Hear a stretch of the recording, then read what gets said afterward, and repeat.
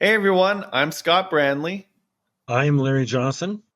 Every member has a story to share and one that can instill faith, invite growth, and inspire others. On today's episode, we're going to hear how one man's talent for writing, publishing, and business led him on a mission to share his passion with thousands of others around the world. Welcome to Latter-day Lights.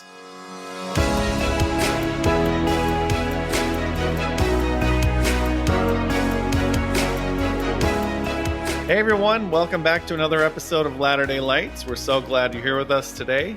And I have a really special treat for you today, Steve Piersanti. Welcome to the show, Steve. Happy to be here, Scott. Thank you for inviting me to be on the show. Yeah, I'm glad you're here. I'm also excited to introduce Larry Johnson, my brother-in-law, who as my co-host. Some of you may recognize him. He's been on a previous episode of Latter-day Lights where he shared his story. So welcome to the show, Larry. Thank you for letting me be here today. Yeah. So, Steve, you've got quite the resume that you shared with us, and I'm really excited to get into some of that story. But why don't you tell us a little bit about yourself before we jump in?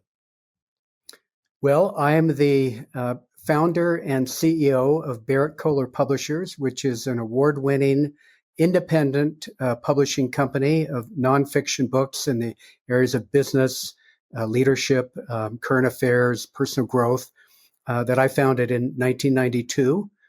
I'm also one of the founders of Latter-day Saints in Publishing, Media, and the Arts, which is a not-for-profit professional association that we'll talk quite a bit about during today. Yeah, I would mention that I live now in Cody, Wyoming, with my wife Kate, who joined me in founding Berrett-Koehler Publishers and has been my partner now almost 5 decades. And we have 2 children. We lived for 47 years in the San Francisco Bay Area, but for the last year, we've lived in Cody, Wyoming. That's quite a shift. How do you like Wyoming? Well, we're at the eastern entrance to Yellowstone National Park, so it's a beautiful place to live, and there are tons of things to do. And we've had many more family members, grandkids, family relatives visiting us in the past year here than we did in the Bay Area. So it tells you something about the attraction here. Yeah, it sounds like your house is party central. Everybody wants to go to Yellowstone, so Yeah. Nice. Well, very cool. We're really excited to hear your story, so let's jump in. Why don't you tell us where your story begins? Okay, well, I have been a book editor for over 40 years. I began but where the story starts was I was a student at BYU, and I went to an honors program symposium where everyone was complaining that there wasn't enough student scholarship. And so I got the bright idea of starting a student scholarly journal in order to encourage student scholarship, and managed to get the university administration to give it a green light, which was a big deal for a student publication. The English department, the College of Humanities supported it. We started the Student Scholarly Journal. Its purpose was the idea was that if you had a scholarly journal, it would lead to more students focusing on scholarly pursuits. And so we were trying to cover all areas of scholarship: history, science, physics, literature, religion, all areas of scholarship. It was called Century Two, started in 1976. I'm not sure that, which was kind of commemorating the second century of BYU. I don't know that it really did much. It lasted for a few years, including a couple of years after I left BYU. I'm not sure it really did a lot to advance student scholarship, but what it did do was it launched a number of the volunteer staff, the student staff who ran the Student Scholarly Journal, into careers in publishing or writing or media. And I was one of those students. And what I learned is that this was something that I really enjoyed, was publishing. I had some talent for it. It kind of combined my business talent and my writing and intellectual talents and interests. And so after I graduated from BYU, I started looking for jobs in publishing, ended up taking a job in 1977 at Josie Bass Publishers in San Francisco as a promotional copywriter. We moved our young family there. And so I went on to become marketing director at this company. Then eventually I became editorial director. I became an editor at the company, an acquisitions editor, then editorial director, then executive vice president, eventually president and CEO of Josie Bass Publishers. And I stayed there for 13 years. And then I left Josie Bass in 1991. In 1992, I founded Berrett-Koehler Publishers, which is the company where I am now. Our company has the mission of connecting people and ideas to create a world that works for all. And as I mentioned, we publish in the areas of business, management, leadership, organizational change, current affairs, social responsibility, personal growth, self-help, in those areas. And we've won quite a few awards and are still going now, 33 years after we were established. So that's kind of my background in the book publishing world. And as I mentioned, my wife has been Kate Piersanti has been supporting and been a part of this all along. Okay. Awesome. So how did you get was it your idea to start the LDSPMA, or how did that come about? Yes, it was my idea. And where that came about is over the years, because I've been in book publishing for decades now, since 1977, I noticed that there were not very many other Latter-day Saints in book publishing. And only of people that I knew about, only outside of Wasatch Front, of people who worked at Desert Book or Bookcraft, but outside of the Wasatch Front, I only knew of maybe a couple dozen people in publishing, which was to me, I could not understand that. The Church of Jesus Christ of Latter-day Saints was started with a book, the Book of Mormon. One of the very first, if not the very first asset that the church had was a printing press. Everywhere where the church has expanded, it has set up publications. The church puts tremendous emphasis on education and learning. And I just could not understand why there were so few Latter-day Saints in book publishing. So I decided to do something about it and got the idea, if we could start a professional association that would provide professional development for Latter-day Saints in publishing, that would encourage more young people and students to go into publishing careers, that would provide networking so that those could connect with each other. Maybe we could expand the number of Latter-day Saints. I don't mean to put down other kinds of careers, but there were so many more people, Latter-day Saints, who were in multi-level marketing or dentistry or real estate, all very reputable careers, but there's so much good we can do in the world through publishing that I wanted to try and expand that. So what I did was I started connecting with other Latter-day Saints who I knew were interested in this realm, and we started planning and organizing an event, which we did on April 3rd, 2015 at the Salt Lake City Library.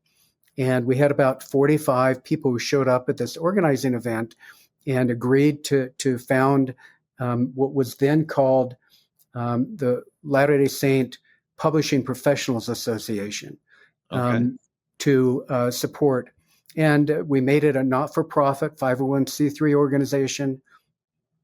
We organized a board of directors, and that was the founding of what later became LDSPMA. LDSPMA.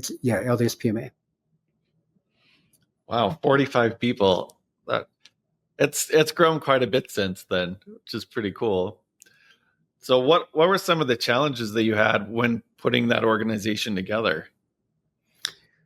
Well, so we now have 2,800 members. So it has grown a lot, but the challenges are similar to starting any not-for-profit organization. They are attracting members. They are getting enough funds to start it. They are having enough volunteers. LDSPMA has been a volunteer-led organization from the very beginning because we were starting without a lot of resources, and just building it over time with volunteers basically doing most of the organizing and the work. Yeah. So it's been interesting to see it today because I've been to the LDSPMA. Actually, that's the reason why this podcast exists, Steve. Wow. Because I went to the LDSPMA, and I've shared this story before on the podcast, but I sat at lunch. I sat by myself one day, and a girl came and sat by me, and we started talking, and she had written a book called Early Homecoming about missionaries that come home for whatever reason and how they cope. And we just kind of got into a conversation, and I asked her, well, how do you promote your book? And she said, well, I started a podcast. And so on my way home from that lunch, I came up with the idea for Latter-day Lights. Wow. And so it's all because of you. It's your fault.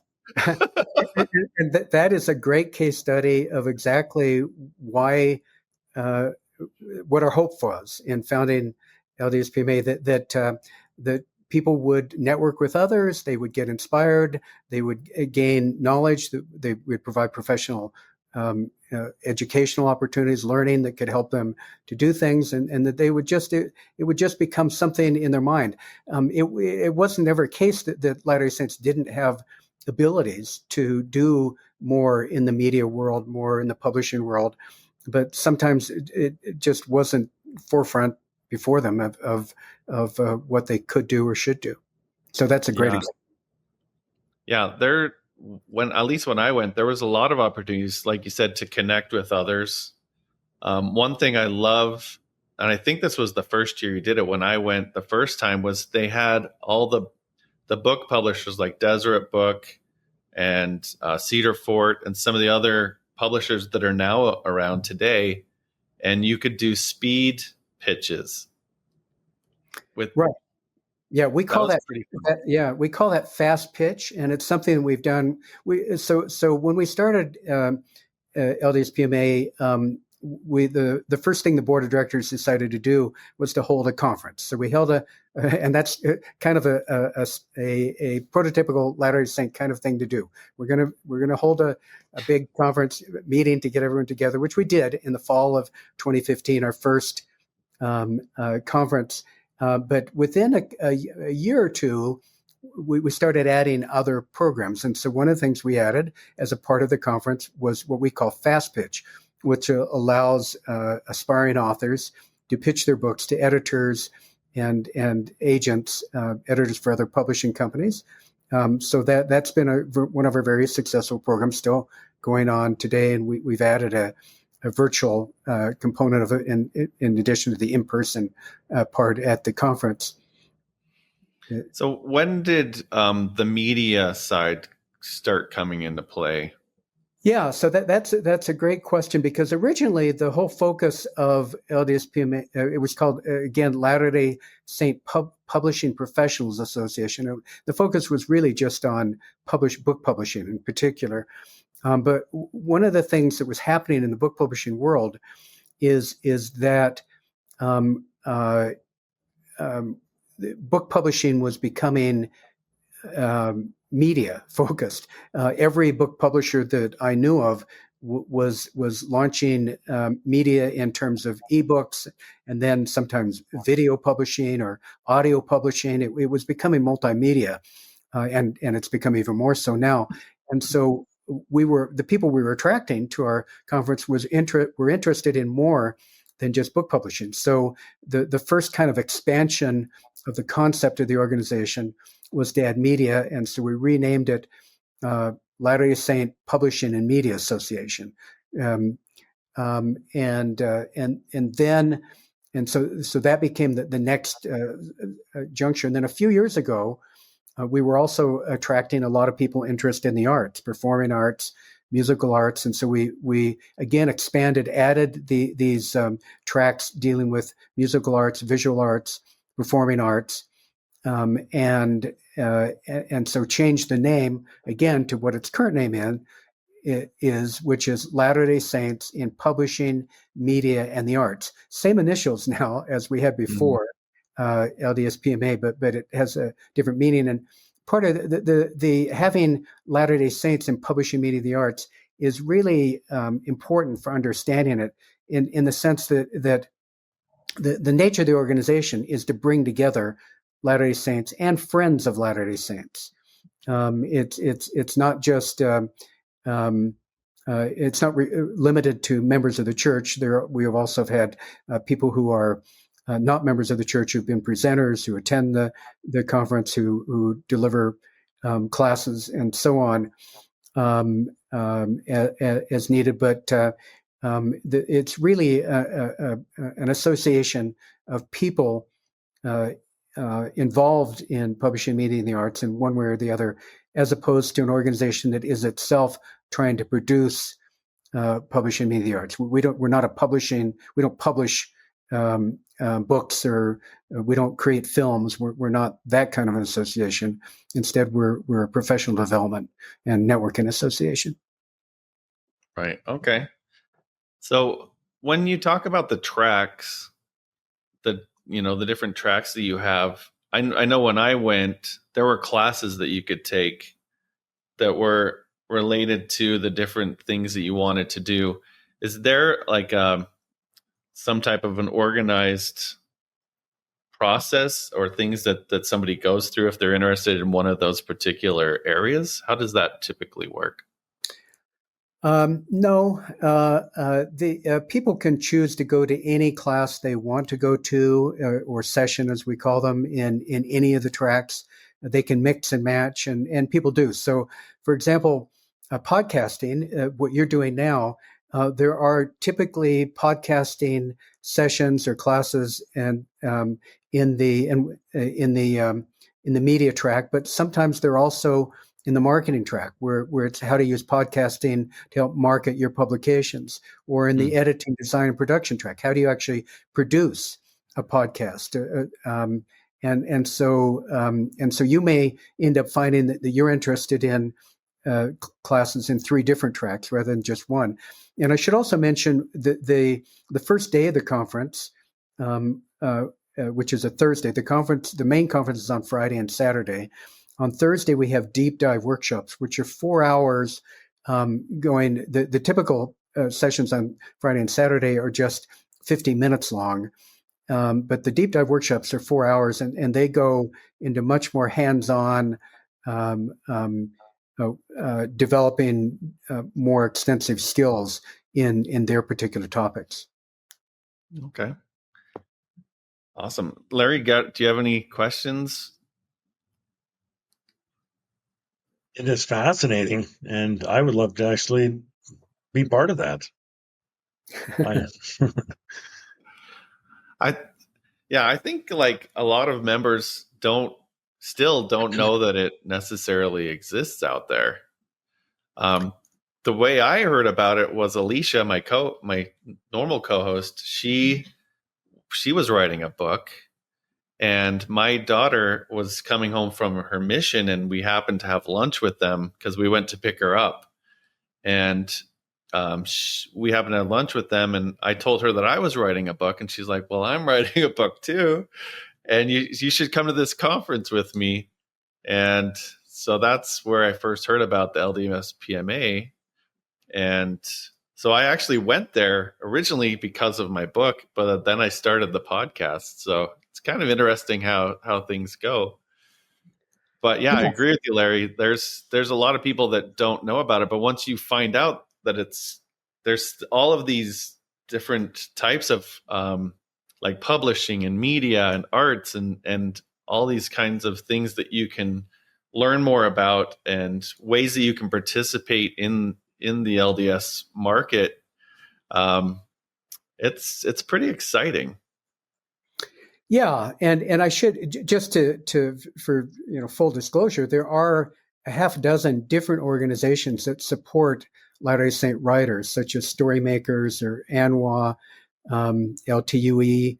There are various organizations that support writers. Where LDSPMA is somewhat distinctive is we are more explicitly faith-based and supporting.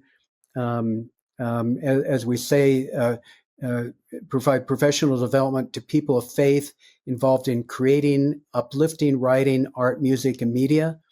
And we're expressly supporting the Church of Jesus Christ of Latter-day Saints, and supporting faith. We believe that followers of Jesus Christ have a divine call to share light and truth.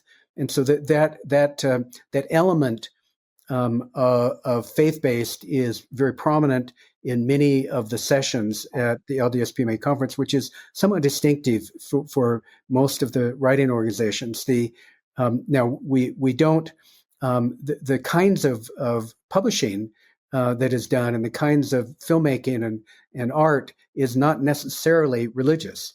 Many of the people, including myself, I've been the leader of a publishing company that has never been a religious publisher, but that does seek to provide publications that provide benefit to the earth, to the people around the world. But so there's not, one doesn't have to be doing religious work in order to find value in LDSPMA. You could be publishing science, or you could be publishing architecture, you could be whatever you're doing. But we're trying to bring faith into the equation in it. The other thing that really distinguishes LDSPMA is the breadth of not being just about writing and publishing, but also about media, about filmmaking, about podcasting, about visual arts, performing arts, musical arts.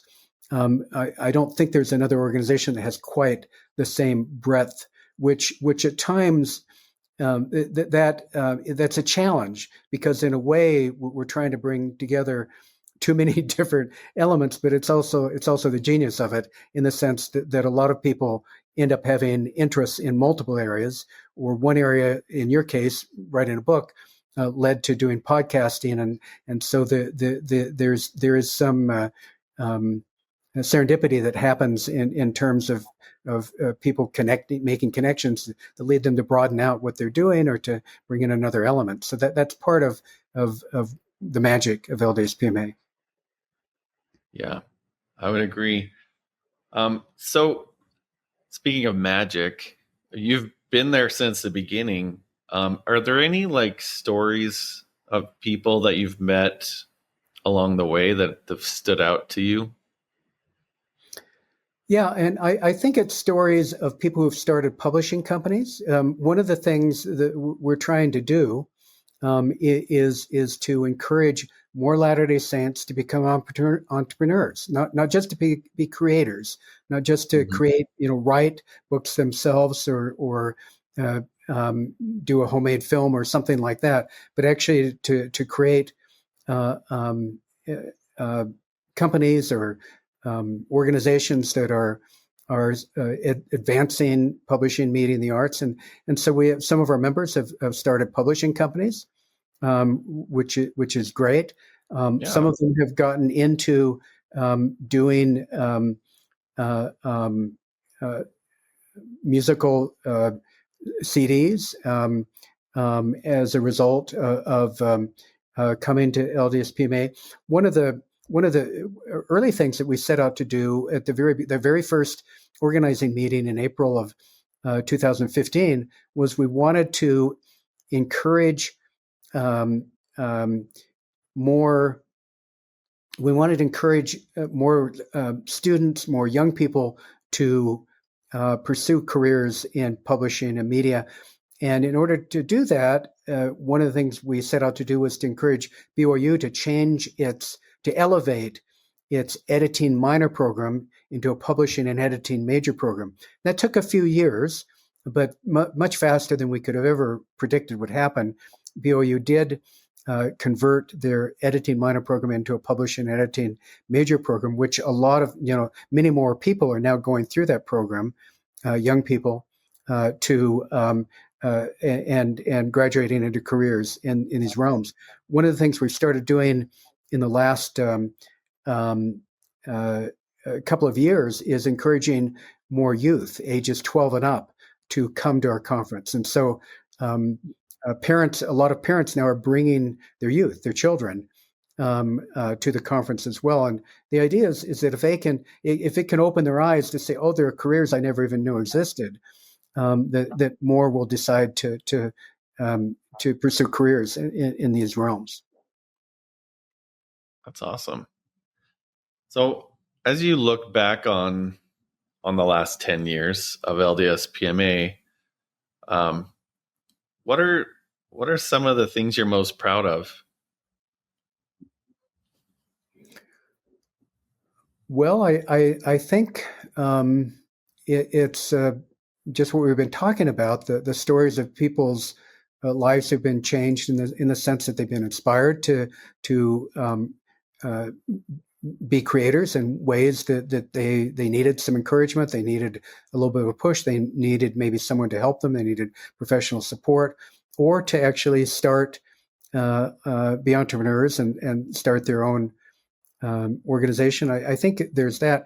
I think it's also that we've stuck to being faith-based, where some organizations have started that way, but in the interest of trying to appeal more broadly, may lose the explicit faith component, and we've kept that, which I think is very important.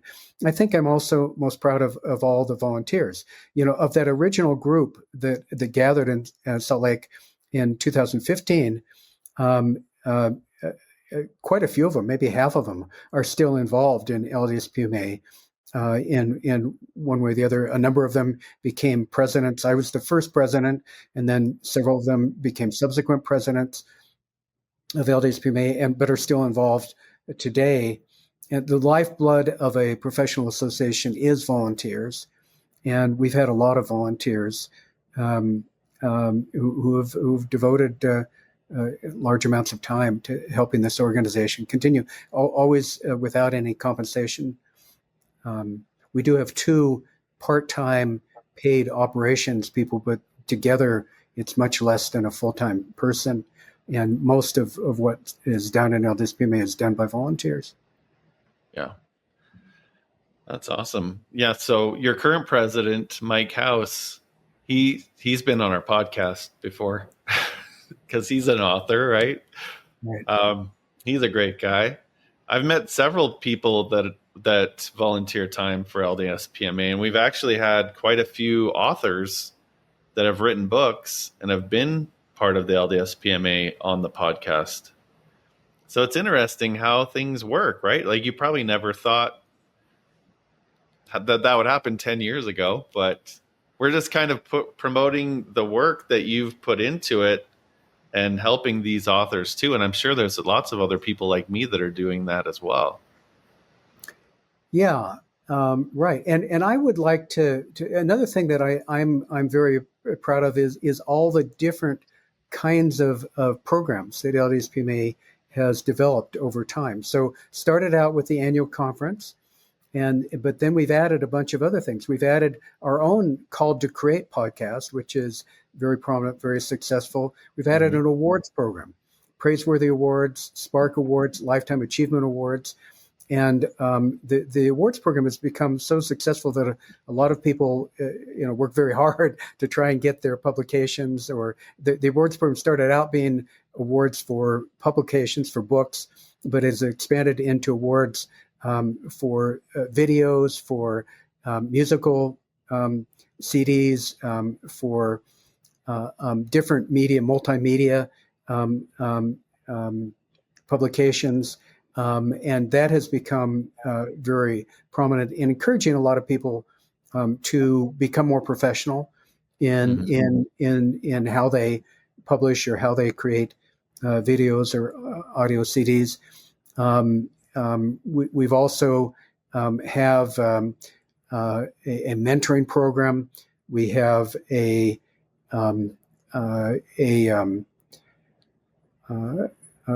program for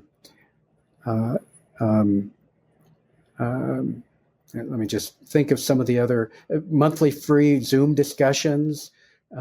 We have articles that are published, written by many different people that are published on our website. We have a newsletter. We have an internship fair. We've recently, last year, we started a Publishers Summit, which is to give more special attention to people who are actually in the book publishing world, because they can kind of get lost sight of with all these other things that we're doing. We have master classes that are carried on for, instead of the conference is a 2-day or 3-day conference, the master classes go on for 7 weeks, virtual classes, both in different realms. I mentioned the deep dive workshops. So we've added a lot of different programs over this time, all volunteer led. That's awesome. Larry, did you have any thoughts? It's given me a lot of ideas. So just as you're talking, I'm thinking of a lot of ideas and that I'd like some help with. So that's so I appreciate that.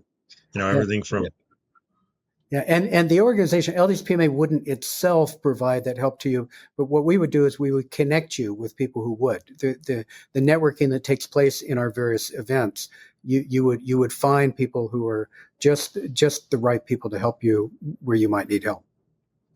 Well, that's awesome. Yeah. Well, what I've found too is that those people are quite accessible. When you go there, it feels like everyone is very willing to help you. Right. And it feels kind of like a family, which is pretty cool. So yeah, there is that vibe, and the vibe started, I think, right out of the gate back in 2015. In the first months when we were organizing LDS PMA, with a board of directors, we had about 8 or 9 people from the original 45 who were on our board, and we were having regular board meetings. I was at the same time on 2 other not-for-profit boards of directors. One for-profit and one not-for-profit board of directors. 2 for-profit and 1 not-for-profit boards of directors I was on. And one of the things I figured out very quickly is it was just so much easier with the LDSPMA board than any other board I was on. And I think it was because we were so faith-based and we were very united in what we were trying to accomplish. We were Latter-day Saints. We'd been brought up in a culture in which we learned how to run meetings, how to work together, how to collaborate, how to support each other, how to pursue a common cause. It just made running things much easier than I had experienced in these 3 other boards of directors that I was serving on, and that original gestalt of people supporting each other, I think has continued on to, as you mentioned, to this day. That at our conferences there is really a vibe of how can I help? I'd like to be of help to you. What can I do?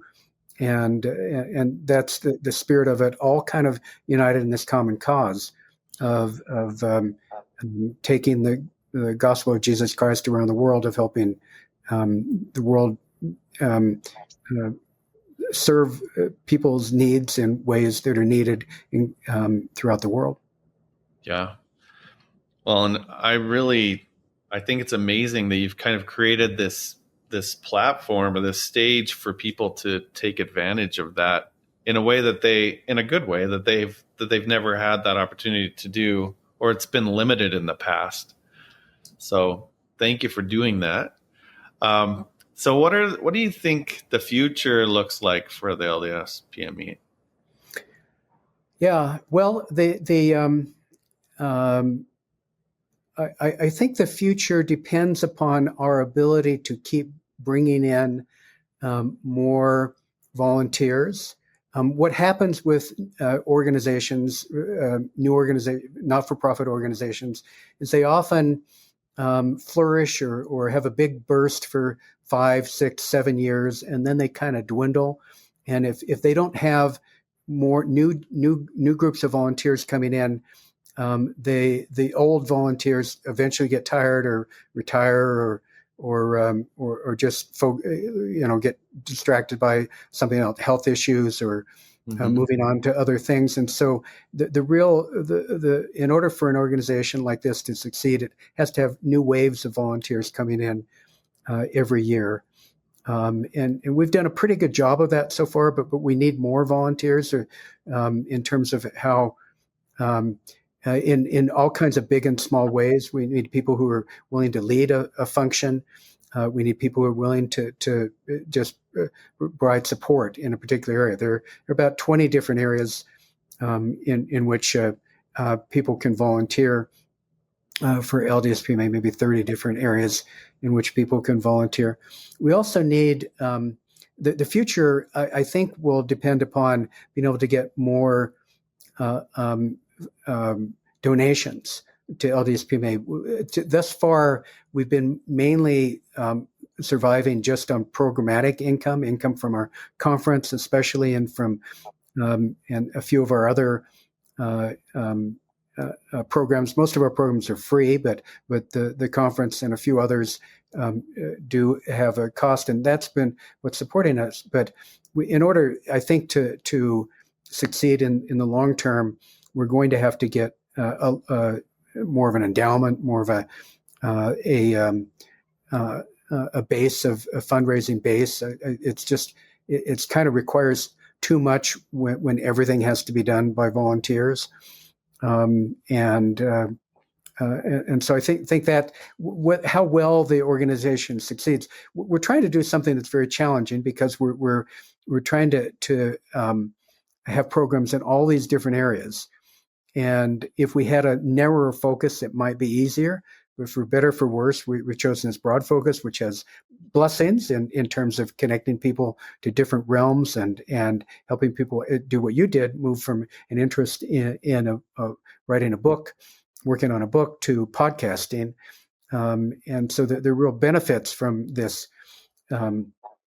range, but there are also challenges. One of another challenge is, up until this point, none of our presenters have been compensated, not even our keynote speakers. We've been just absolutely blessed to have amazing keynote speakers. Last year, in 2024, keynote speakers were Kristen Yee of the Relief Society General Presidency, Michael McLean, Brigham Taylor from Disney Studios, one of the leaders of Disney Studios, Ali Condi, a best-selling author, just phenomenal keynote speakers this year. We have amazing keynote speakers again with Sherry Dew, longtime president of Desert Book, also former member of the Relief Society General Presidency, Harry and Deborah Bonner of the Bonner family, which are among the top Christian vocal groups in the country. Brad Pilo, who is the executive producer of The Chosen, and he's the president of 5 and 2 Studios, which is the media company production company that oversees the production of The Chosen. and then J. Scott Savage, who's a best-selling fiction author. So we've been fortunate to be able to attract just phenomenal keynote speakers without having paying out stipends to them, just because of connections that they wanted to support LDSPMA. Right. But over time, we can't be so completely dependent on just goodwill, and we do need to create more of a financial base for the organization if it's going to survive and prosper. Yeah. I get that. So if anybody's listening to this that has just tons of money they don't know what to do with, get a hold of Steve. Yeah. Well, what you would do is on our website, on the website, there is a different tabs to our different programs, and one of the tabs is called Support, supporting Okay. LDSPMA. And on that tab, there's underneath that is a tab for donating and a tab for volunteering. And so we have people that are volunteering all the time, each month. There are people volunteering, and that is so important for our survival. And we also need more donations. Yeah. I have to say, like, I've been to several classes at the LDSPMA, and the caliber of the teachers were amazing. Thank you. Yeah. And those, like, you could tell that the people that you had chosen to teach those classes definitely had experience in that area. They were well educated. They were willing to help anyone that was in the class, which was great. And I was able to take classes in a variety of different topics, kind of like what you were talking to earlier. I took a podcasting class after I'd already started the podcast because I wanted to learn how to do it better. And I took a class about branding, and I took several. I took like 3 or 4 classes while I was there, but they were all really good. I would highly recommend anyone that's listening out there that has a gift or a talent, or that wants to learn how to improve their talents, to go be part of the LDSPMA, because I think that they'd get a lot out of it for sure. Yeah, and all the classes, those are set up by our track organizers. Again, we have this group of 30, 40 different volunteers, maybe 50 different volunteers who are different areas. And so for like the fiction track, there's a track organizer for the fiction track. For the marketing track, there's a track organizer. The media track, there's a track organizer. And they just do it on a volunteer basis. And they are aware of dozens of different potential presenters, and they are very selective of which presenters they bring on. And people can also go on the website and apply to present. And so it's a mixture of people applying, and then the track organizers selecting from among those who have applied, and the track organizers just knowing some very good presenters or people who've presented in previous years who did a great job, and let's bring them back because they did such a terrific job in their presentation. So that's how that works, and each of the programs has volunteers leading it. I'm not doing all that. For me, being I mentioned my own progression is I was involved in the founding LDSPMA and the original board of directors. Then I became the first president. Then I stepped down, and others have been presidents, rotating each year since then. But about 5 or 6 years ago, I became the conference director. That became my role, and it's a volunteer role. I'm not compensated for this like others in LDSPMA. And obviously I couldn't, if I were to try to do this, it would be far more than a full-time role. So we have to have many different people volunteering to lead different dimensions. So we have, for example, people who are leading the fast pitch we talked about before. Mm-hmm. We have people who are leading the Call to Create podcasting. Several people lead the awards program, and then there are a couple of dozen people who are judges for the awards and so on. Yeah. Wow. Well, this has been awesome, Steve. Thank you so much for coming on and sharing some of your experiences, and for being willing to put all of that time and effort into creating this association that's helped so many members of the church, and I'm sure it's going to continue to do so in the future. Could you maybe share any final thoughts that you might have to inspire people to create or to, take advantage of the LDSPMA? Well, the final thought I would have is just going back to the purpose of the organization, the original founding purpose, which is to help Latter-day Saints step up, become more involved in spreading light and truth around the world, and both as creators themselves, but also supporting other creators, also as leaders. Latter-day Saints have our whole lives. We learn how to be leaders. We learn how to delegate. We learn how to organize. We learn how to get people together. We learn how to do things, and as we apply those talents in spreading publications, media, art, performing arts, filmmaking, in all different media around the world, we can, and messages of light and truth. We can make the world better. We can help spread the gospel of Jesus Christ. We can make people's lives better. We can help magnify our impact beyond what we can do just in our own lives or families by reaching out in the world. So the potential impact is huge. If